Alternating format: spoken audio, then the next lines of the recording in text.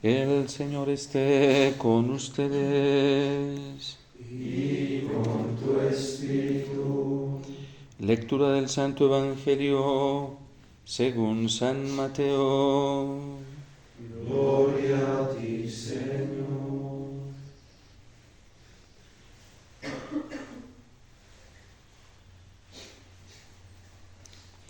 En aquel tiempo Jesús dijo a sus discípulos: Han oído que se dijo: ama a tu prójimo y odia a tu enemigo. Yo en cambio les digo: amen a sus enemigos, hagan el bien a los que los odian y rueguen por los que los persiguen y calumnian, para que sean hijos de su Padre Celestial, que hace salir su sol sobre los buenos y los malos, y manda su lluvia sobre los justos y los injustos. Porque si ustedes aman a los que los aman, ¿qué recompensa merecen? ¿No hacen eso mismo los publicanos? Y si saludan tan solo a sus hermanos, ¿qué hacen de extraordinario? ¿No hacen eso mismo los paganos? Ustedes pues sean perfectos, como su Padre Celestial es perfecto. Palabra del Señor. Gloria a ti, Señor Jesús.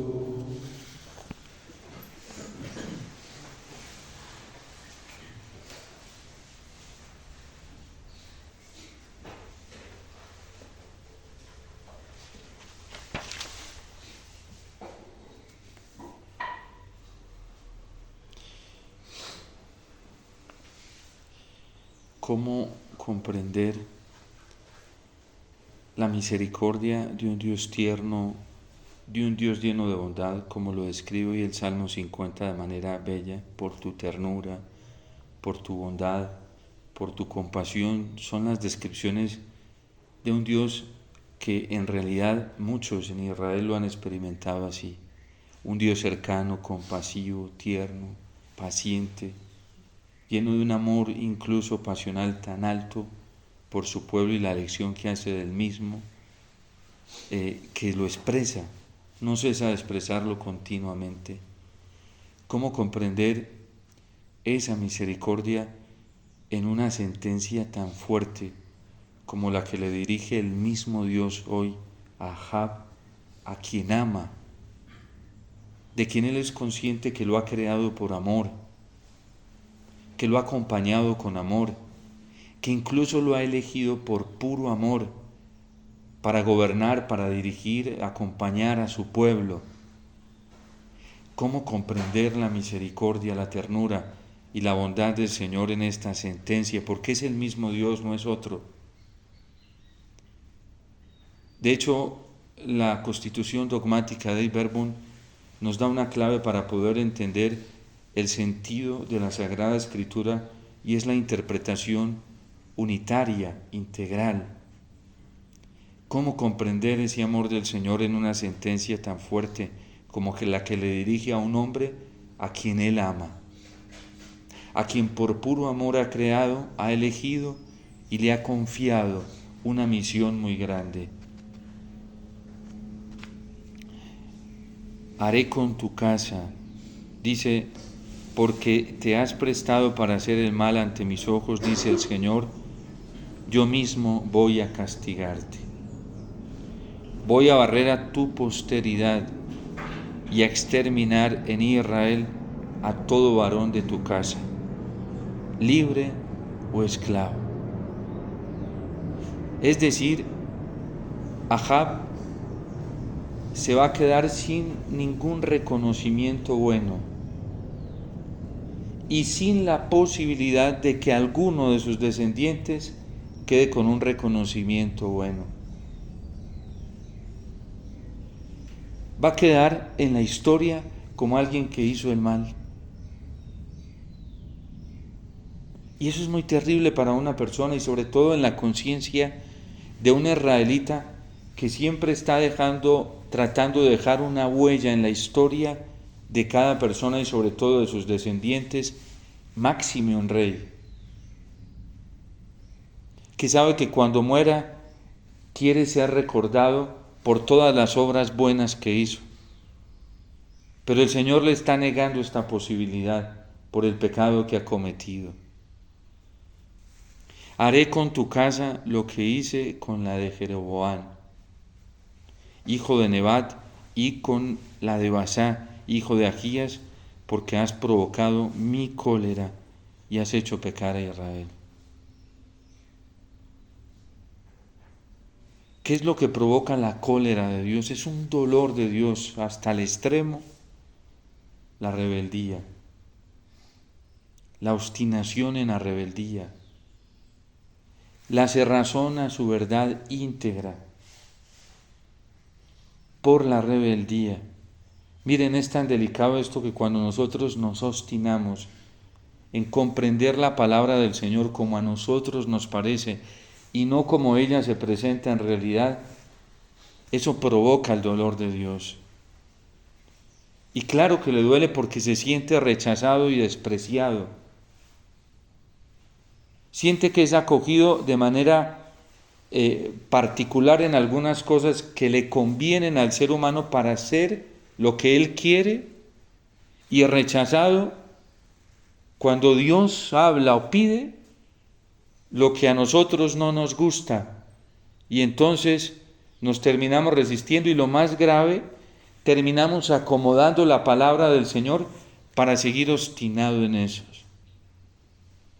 De esto está llena toda la Sagrada Escritura, incluso el Nuevo Testamento, porque algunos quieren hacer al estilo de Marción, partir los dos testamentos y decir que el Dios del Nuevo Testamento es diferente al Dios del Antiguo.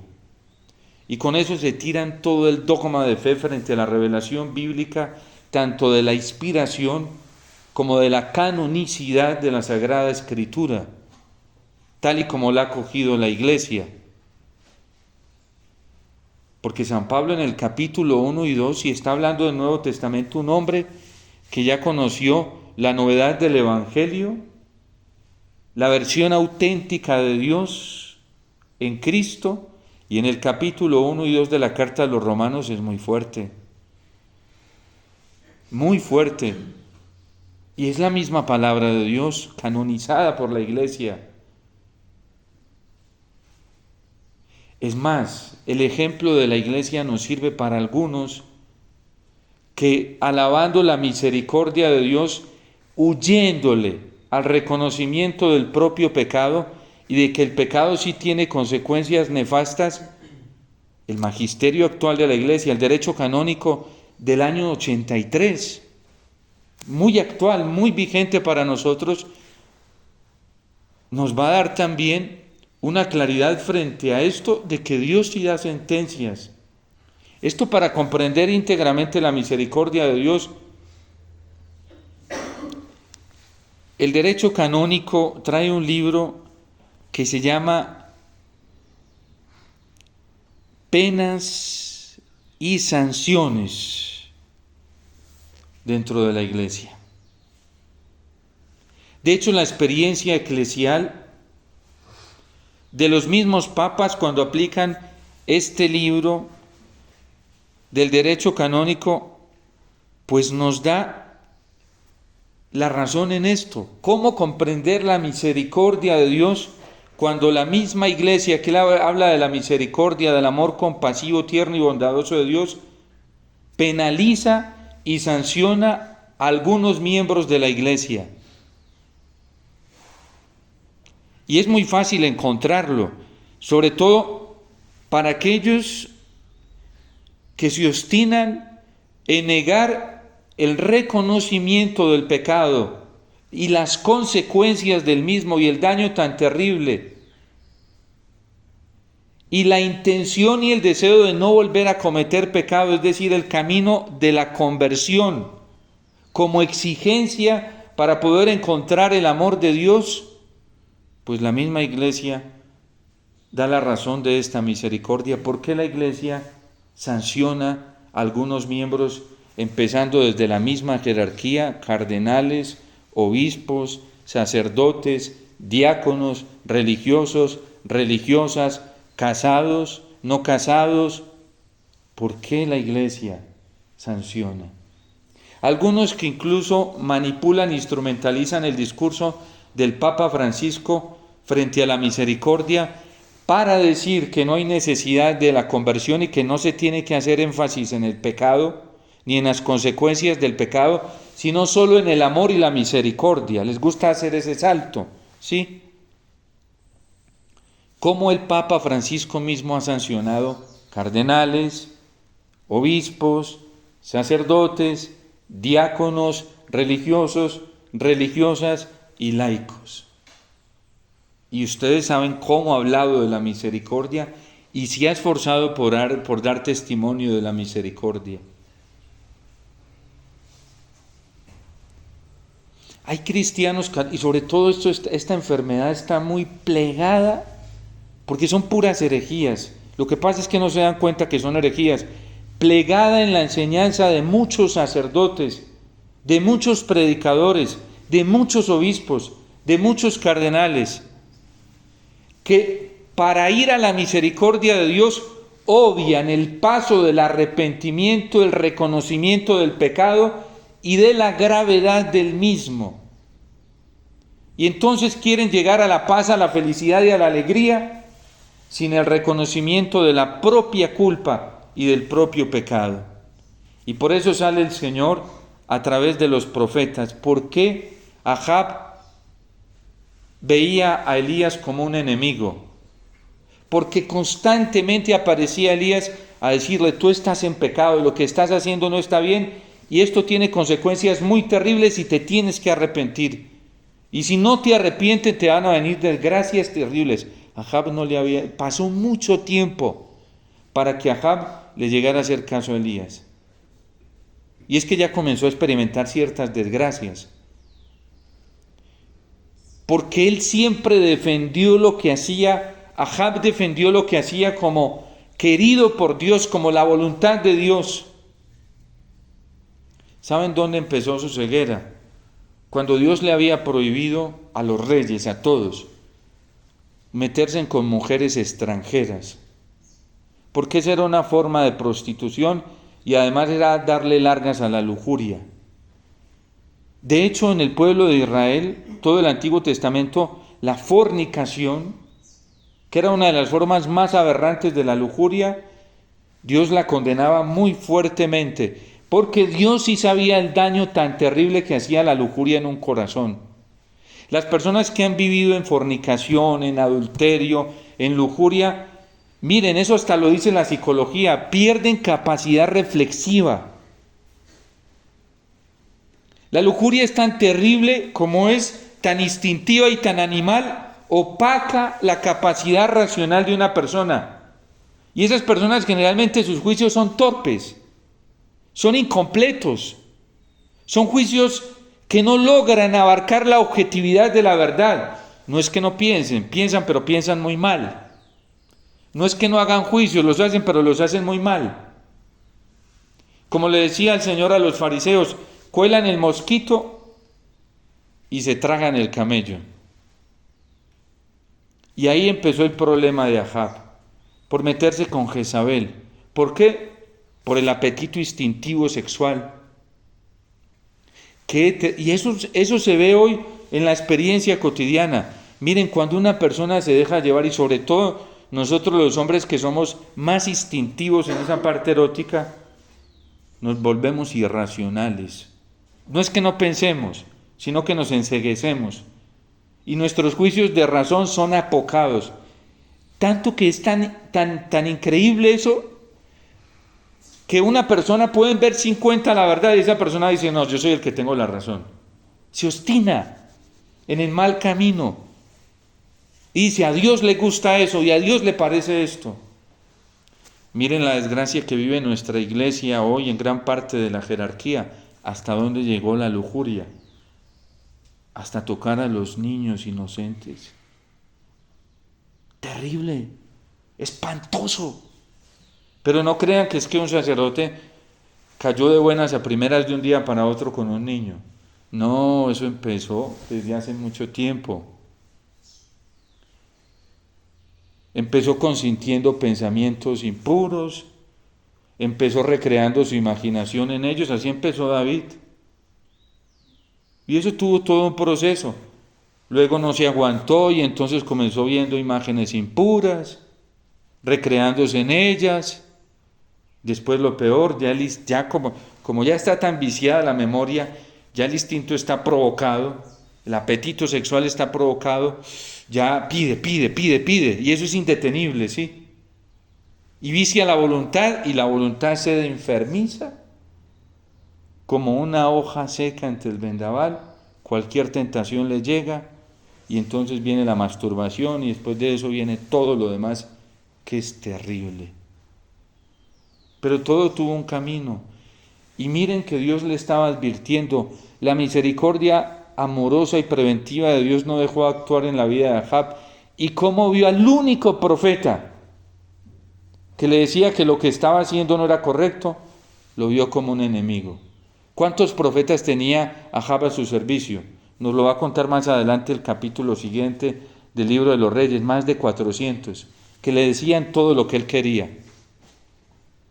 De hecho, en la guerra que le pide su propio hermano de Judá subir contra otra nación, le dice a Ahab, llama a los profetas, y llama más de creo que como 400, muchos. Se habían pervertido todos. Y su rey hermano le dice, ¿no hay otro profeta? Y dice, no, está por ahí Miqueas, pero ese no me gusta. No me gusta, Miqueas no me gusta. Porque ese trae desánimo, me quita la alegría del corazón. Porque ¿qué venía a decirle Miqueas? La verdad. ¿Cómo comprender? La misericordia de Dios actúa así, denunciando. ¿Para qué? Para lograr la salvación de quien es culpable. A través del reconocimiento de su propia culpa, de su propio pecado, como el Salmo hoy lo testimonia, y pueda experimentar la misericordia del Señor. Entre la miseria y la misericordia hay una estancia muy corta. Pero cuando la miseria se enceguece y se obstina y es rebelde y solamente se vale de sus propios criterios y de lo que le parece, hay un abismo de distancia. ¿Qué hicieron nuestros primeros padres ante la verdad de Dios? Lo primero que hicieron fue esconderse, no querían dejarse ver. Y todo lo que les generase, como entre comillas, una amenaza que les descubriera lo que tenían escondido, a todo eso se le ocultaban. Hay dos formas: ocultarse cobardemente o volverse agresivo. Es un mecanismo de defensa que desarrolla la culpa, que desarrolla el propio pecado. La persona o se llena de miedo y es atemorizada escondiéndose para que no lo vean sin que nadie se dé cuenta qué es lo que le pasa, o se vuelve agresiva. Son dos extremos. ¿Cuál es el justo medio? Hoy Ahab lo vive. Tuvo que el Señor darle una sentencia tan fuerte que ese hombre se aterrorizó y dijo, oye, es que así de grave fue mi pecado, ¿sí? Y pide perdón. Y ahí se comprende la misericordia del Señor. Claro que Dios sí sentencia el castigo para lograr la salvación del reo. Claro que la Iglesia da pena, sanciona, sacerdotes, religiosos, obispos, cardenales, laicos, sanciona para lograr un objetivo, la conversión, el arrepentimiento, el reconocimiento de la propia culpa.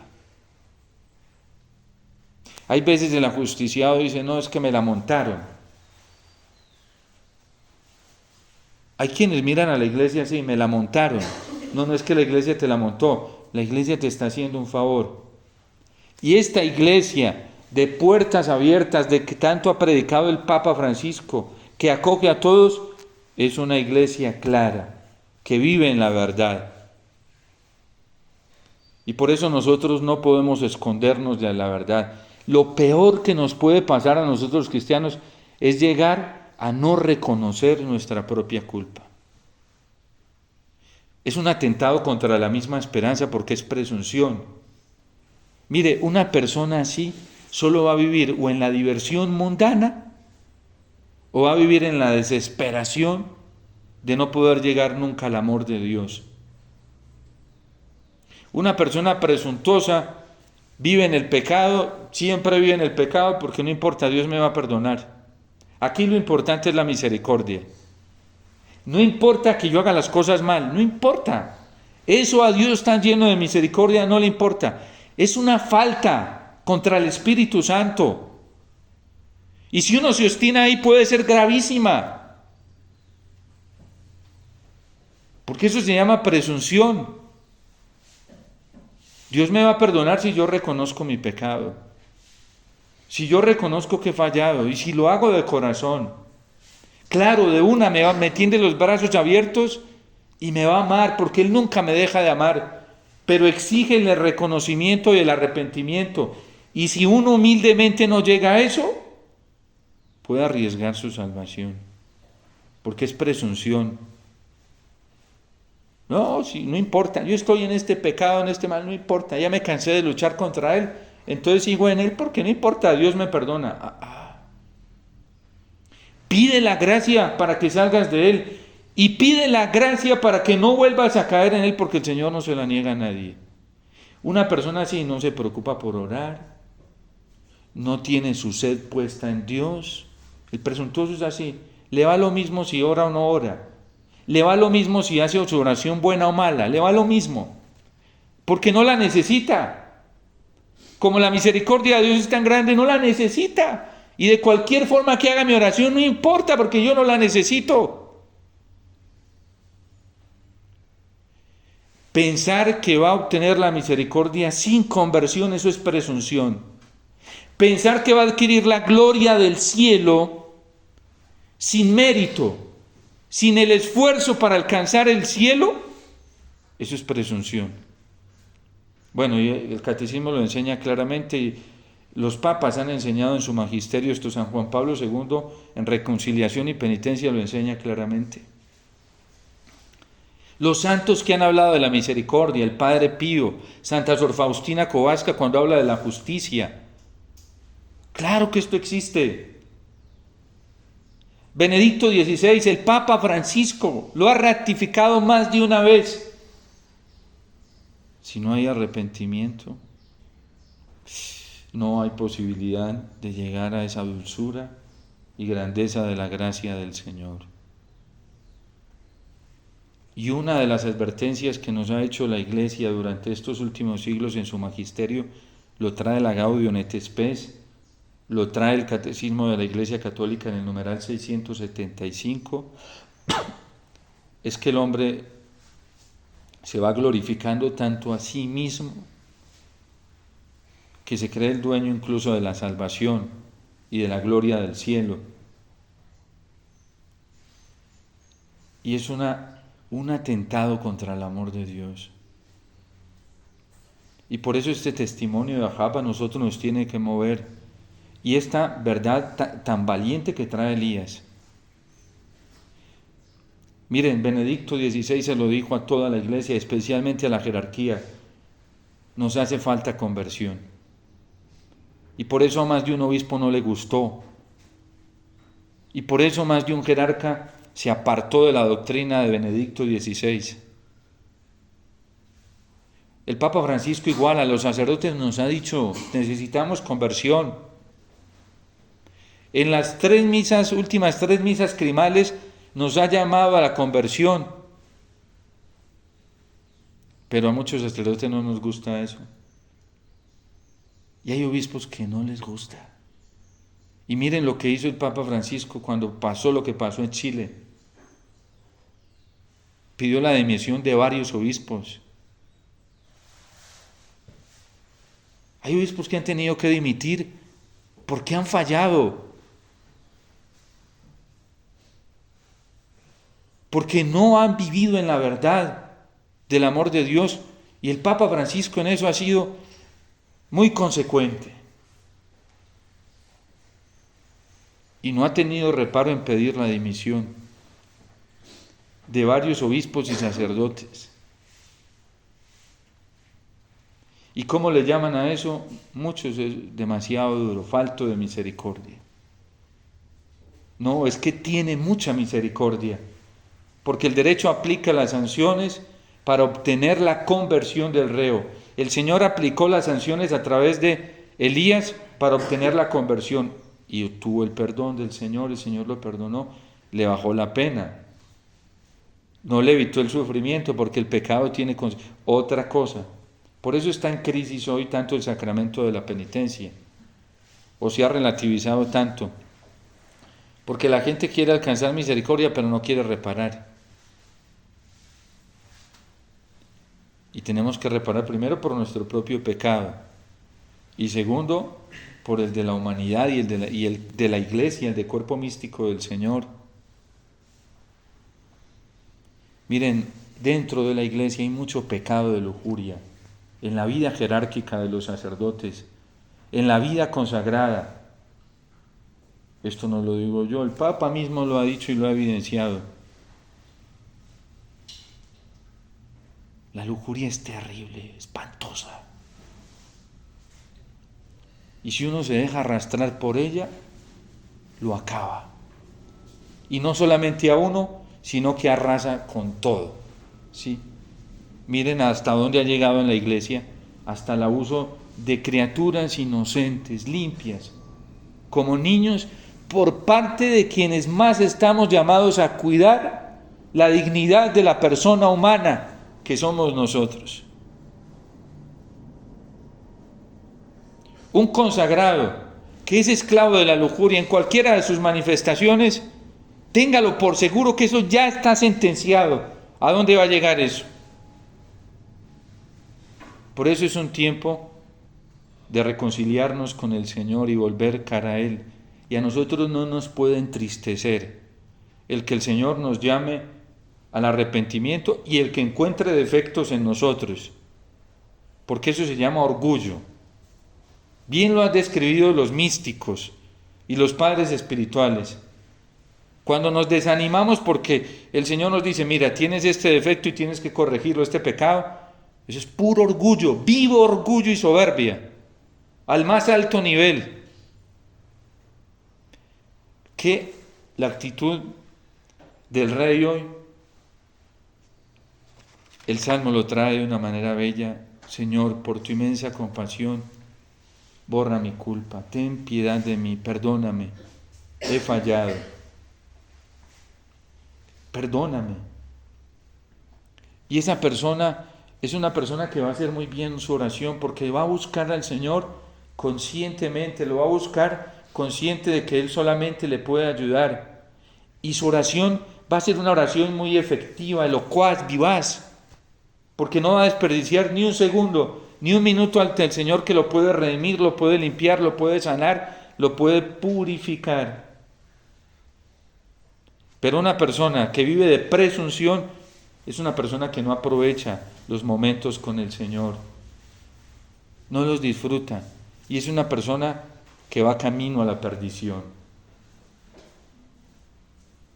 Hoy el Señor está llamando a la iglesia a la conversión, y nosotros no podemos caer en la soberbia de fastidiarnos porque nos diga que tenemos que purificarnos. Un obispo, un sacerdote, un diácono, un sacerdote que celebra la Eucaristía, que desde el primer momento antes de celebrarla está pidiendo purificación al Señor, ¿cómo va a negar sus faltas? ¿Cómo se va a esconder? Los católicos que venimos a misa desde el principio estamos haciendo nuestro acto penitencial pidiéndole al Señor que tenga misericordia de nosotros, porque si no nos arrepentimos y si no tomamos ese camino, la sentencia es fuerte y la da el mismo Dios. El Salmo 81 dice, yo los entregué a su corazón obstinado para que anduvieran según sus antojos. Romanos 1 y 2 dice, el Señor los entregó. Porque el Señor no va a obligar a nadie. Él es muy respetuoso. Qué bonita es la experiencia de la misericordia del Señor cuando hay reconocimiento, cuando hay arrepentimiento. Qué terrible es cuando nos dejamos embaucar por el error de la presunción. Qué terrible, porque ese corazón se va a enfermar más y más y se va a dañar. Hoy tenemos el camino abierto de la misericordia del Señor para arrepentirnos y para no objetar los juicios verdaderos de Dios frente al daño que nuestro pecado ha hecho. Y es una misericordia grandísima que el Señor nos da. El Evangelio hoy nos llama precisamente a la perfección, y quien experimenta misericordia y vive dentro de esa misericordia del Señor va a ser capaz de amar a sus enemigos, porque sabe que Dios, que hizo salir el sol sobre él o sobre uno que es tan injusto, también lo hará salir sobre cualquier otro injusto, hasta conmigo. Pero quien no experimenta ese sol de la misericordia de Dios nunca va a amar a sus enemigos, nunca va a rogar por ellos, nunca va a querer la salvación de ellos. Solo quien experimenta esa misericordia por el reconocimiento de su propia culpa sabe más: si el Señor hizo salir su sol sobre mí, que hice tanto daño, ¿por qué no lo va a hacer salir sobre estos otros? Si el Señor hizo llover sobre mí, que estaba tan mal y tan seco, y me sacó de este abismo, ¿cómo no va a sacar a estos del abismo? Pero quien no ha salido del abismo por la misericordia del Señor, con una falsa misericordia hunde en el abismo a los otros. Y les dice: tranquilos, no se preocupe, que el Señor es misericordioso, y los hunde. Nosotros podemos ser una bendición muy grande para otros, pero también podemos ser un motivo de escándalo muy grande para los demás. Solo quien vive en esta escuela de la misericordia sabe lo que significa la salvación de un alma y sabe el daño tan terrible que hace el pecado en las almas, y adquiere tanta conciencia que lo que menos quiere dentro de ese amor es que nadie viva en el pecado. No lo quiere porque ama tanto que incluso hasta su mismo enemigo que ha caído en pecado pide para que salga de ese pecado, porque sabe lo terrible y lo dañino que es el pecado. Solo quien ha vivido en la experiencia de la misericordia del Señor. Quien todavía no lo ha experimentado le dice al otro: tranquilo, como yo estoy jodido, pues tranquilo, tú también. Como yo me miro desde la presunción, pues también síguete mirando tú desde ahí. Y no nos damos cuenta del daño tan grande que le hacemos a una persona cuando le dijimos: sigue en el pecado, tranquilo, no se preocupe. Es un daño terrible, ¿sí? No hay una falta de caridad más grande frente al otro que el relativismo. Por eso nosotros experimentemos esa misericordia del Señor, para que podamos ser agentes de misericordia y luchar como lo han hecho los santos para que nadie esté en el pecado. Cuando Santa Laura Montoya se dio cuenta que los indígenas se condenaban, eso la movió a que salieran del pecado a como diera lugar.